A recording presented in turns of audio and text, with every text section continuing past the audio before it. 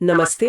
और आज के इस विशेष गहन अध्ययन यानी हमारे इस मास्टर क्लास में बहुत बहुत स्वागत है। आज की यह क्लास एक वर्चुअल क्लासरूम की तरह डिजाइन की गई है। जी, और जहां हम एक बहुत ही महत्वपूर्ण विषय को पूरी गहराई से समझने वाले हैं। बिल्कुल, विशेष रूप से बीपीएससी टीआरई 4.0 और बिहार एसटेट 2026 में संगीत और नृत्य विषय की तैयारी कर रहे सभी परीक्षार्थियों के लिए आज का ये सत्र तैयार किया गया है। तो आज का हमारा मुख्य विषय है तीन ताल।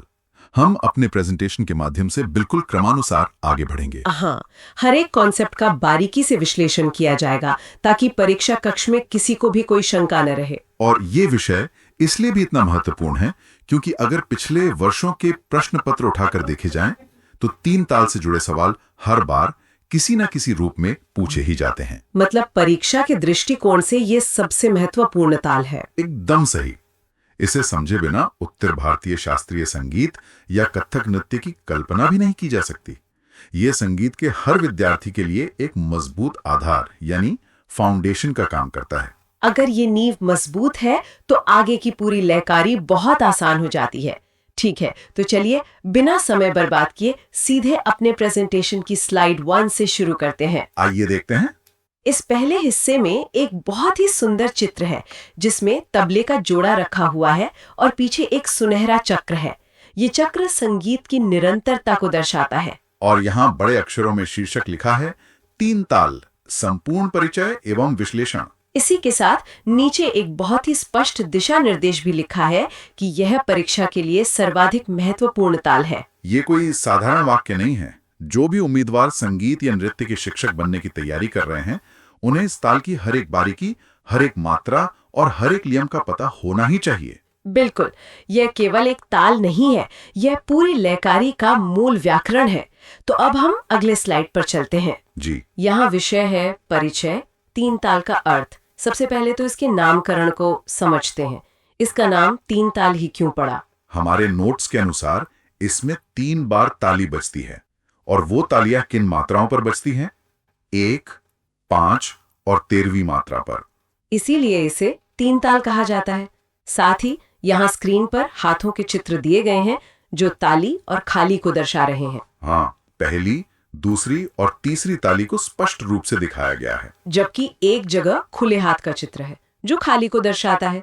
यहाँ पर एक और बहुत ही महत्वपूर्ण तथ्य लिखा है जो अक्सर बहुविकल्पीय प्रश्नों यानी एमसीक्यूज में उलझाने के लिए पूछा जाता है।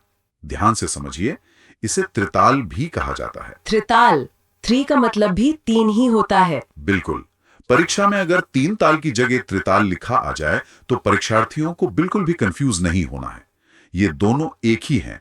और इसके महत्व की बात करें तो यह उत्तर भारतीय शास्त्रीय संगीत की सबसे प्रमुख और लोकप्रिय ताल है। नाम और अर्थ तो बिल्कुल स्पष्ट हो गया। तो अब हम अगले स्लाइड पर चलते हैं जहां हम इसकी संरचना देखेंगे। जी, यहाँ संरचनात्मक विवरण दिया गया है। इस हिस्से में 4 मुख्य बिंदु दिए गए हैं जो इस ताल का पूरा गणित समझा रहे हैं।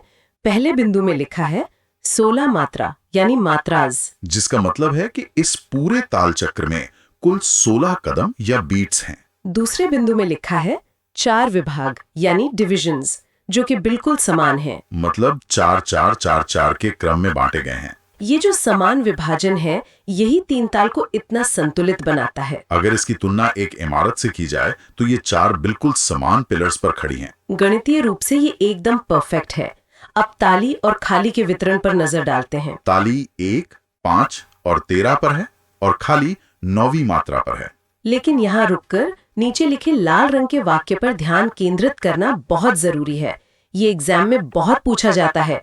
पहली मात्रा को सम कहा जाता है। सम यानी वो बिंदु जहां से ताल शुरू भी होती है और पूरा एक चक्कर लगाकर वापस वहीं पर आकर पूरी भी होती है। एकदम सही। इसे स्वर लिपि में एक्स के चिन्ह से दर्शाया जाता है। तो कुल मिलाकर 16 मात्राएं, 4-4 के 4 विभाग, 1, 5, 13 पर ताली और 9 पर खाली। संरचना का ये पूरा स्ट्रक्चर समझ आ गया। ठीक है, अब हम अगले स्लाइड पर चलते हैं जहां हम इसके बोल देखेंगे। यहाँ हमारे स्क्रीन पर एक बहुत ही व्यवस्थित टेबल है। इसका शीर्षक है ठेका और स्वर लिपि यानी नोटेशन। ये टेबल बहुत महत्वपूर्ण है। इसमें चारों विभाग लिखे हैं, विभाग 1, 2, 3 और 4। और उनके नीचे 1 से लेकर 16 तक की मात्राएं लिखी हैं। इसे थोड़ा लय में गिनते हुए पढ़ना सही रहेगा ताकि इसके बहाव को महसूस किया जा सके। मैं पढ़ती हूँ। विभाग 1 है 1 2 3 4। इसके बोल है धा धिंग धिंग धा, और इसके ठीक नीचे एक्स बना है यानी सम। और विभाग 2 है 5 6 7 8। इसके बोल हैं धा धिंग धिंग धा। इसके नीचे 2 लिखा है यानी ये दूसरी ताली है। विभाग 3 है 9 10 11 12।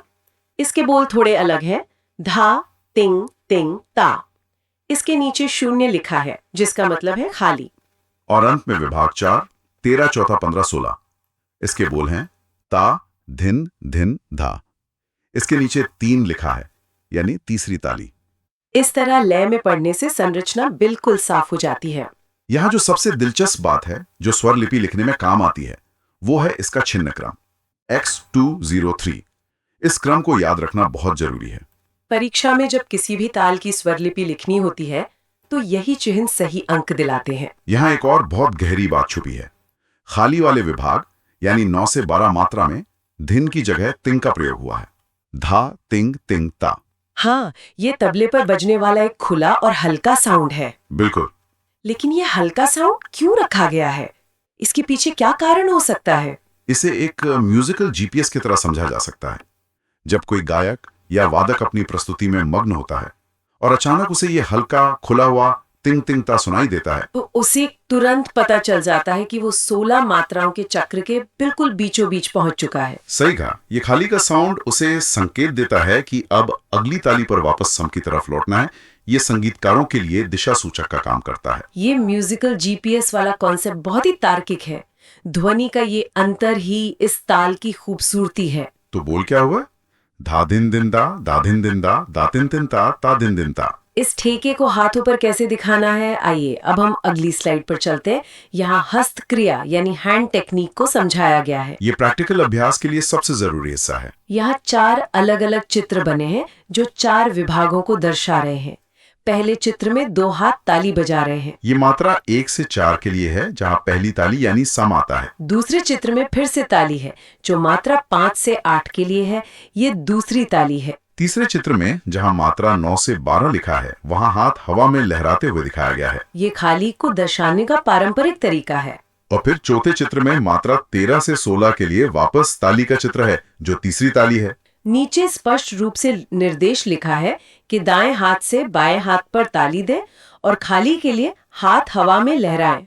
एक शिक्षक के नजरिए से इसे समझना बहुत जरूरी है। जब भविष्य के शिक्षक अपने छात्रों को ये सिखाएंगे तो उन्हें इसी हस्तक्रिया का प्रयोग करना होगा। केवल किताब से पढ़कर ताल याद नहीं होती। बिल्कुल नहीं। जब शारीरिक रूप से इसका अभ्यास किया जाता है, तालियों की आवाज सुनी जाती है और खाली पर हाथ को हवा में लहराया जाता है तो यह मसल मेमोरी में छप जाता है। और परीक्षा के तनाव भरे माहौल में यही शारीरिक स्मृति काम आती है और कोई गलती नहीं होती। बिल्कुल, हस्तक्रिया का अभ्यास ही सबसे सही तरीका है। तो चलिए अब हम लयकारी की तरफ बढ़ते हैं। अब हम अगले स्लाइड पर चलते हैं। यहाँ लयकारी, एक गुण और दुगुन का कॉन्सेप्ट दिया गया है। ये गणित और संगीत का बहुत ही सुंदर संगम है। लयकारी का मतलब है लय की गति के साथ खेलना। यहाँ सबसे पहले एक गुण यानी सिंगल स्पीड को समझाया गया है। एक गुण का सीधा सा अर्थ है एक मात्रा बराबर एक बोल। जैसा कि यहाँ एक स्केल के माध्यम से दिखाया गया है। मात्रा 1 पर धा, मात्रा 2 पर धिंग, मात्रा 3 पर धिंग और मात्रा 4 पर धा। हर एक बीट पर सिर्फ एक ही शब्द बोला जा रहा है। ठीक है। और उसके ठीक नीचे दुगुन यानी डबल स्पीड को समझाया गया है। दुगुन का मतलब है कि गति दुगनी हो गई है, यानी अब एक मात्रा बराबर 2 बोल हो गए हैं। चित्र में स्पष्ट है कि मात्रा 1 के नीचे ब्रैकेट में लिखा है धाधिंग, मात्रा 2 के नीचे धिंदा, मात्रा 3 के नीचे धाधिंग और मात्रा 4 के नीचे धिंदा। यहाँ एक इम्पोर्टेंट पॉइंट है, ध्यान से समझिए। स्पीड दोगुनी हो गई है, बोलने की रफ्तार तेज हो गई है, लेकिन हाथ पर जो मात्रा गिनी जा रही है उसकी रफ्तार वही रहती है। मतलब ताली उसी गति से चलेगी, बस ताली के एक झटके में अब 2 बोल बोले जाएंगे, धाधिंग धिंधा। परीक्षा में अक्सर ये जोड़ा बनाने के लिए आता है कि दुगुन में कौन से 2 बोल एक साथ आएंगे। ये ध्यान रखने वाली बात है कि ताली की गति स्थिर रहती है, सिर्फ शब्दों की गति बढ़ती है। दुगुन के बाद क्या आता है? चलिए अब हम अगले स्लाइड पर चलते हैं। यहाँ लयकारी, तिगुन और चौगुन के बारे में बताया गया है। जी। अगर दुगुन समझ आ गया है तो ये समझना भी बहुत आसान है। जी, तिगुन यानी ट्रिपल स्पीड का मतलब है एक मात्रा